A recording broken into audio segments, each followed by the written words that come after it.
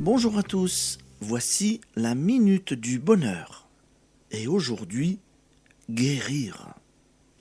Voici 2 guérisons qui ont eu lieu la même semaine et qui se sont maintenues et confirmées.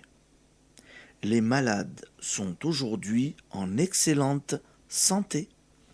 Un homme jeune, ancien tuberculeux, guéri depuis plusieurs années, tombe si gravement malade qu'on craint la méningite tuberculeuse.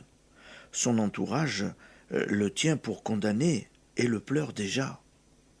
Des amis proches affirment le soir même la santé au cours d'un profond recueillement et pris avec ardeur. Le lendemain matin, il a passé une bonne nuit. On attend le diagnostic des médecins. C'est la méningite, disent-ils. Mais le cas est moins grave qu'on le craignait. Depuis, la guérison a été si rapide qu'il déclare ne plus avoir ce qu'il a eu, tant les caractéristiques de la crise en son début étaient incompatibles avec une aussi prompte convalescence. Histoire analogue.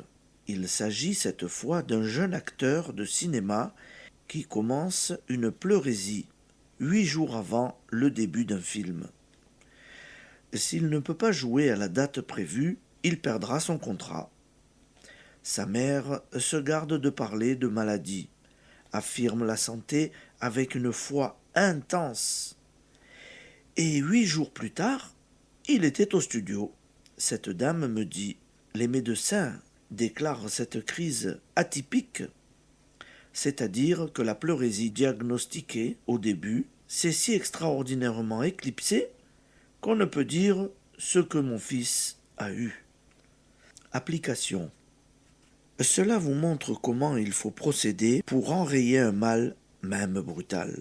Dès le début, ne pas faire chorus avec ceux qui se laissent aller à désespérer, déclarant « il est perdu ». Affirmer la santé calmement, paisiblement, dans une confiance totale envers l'esprit créateur de tout bien qui est dans le patient, comme il est en vous. Voir dans les médecins le canal de la sagesse, de l'esprit. Je le pensais, Dieu le guérit, disait Ambroise Paré. Merci et bonne journée, amis auditeurs. À demain.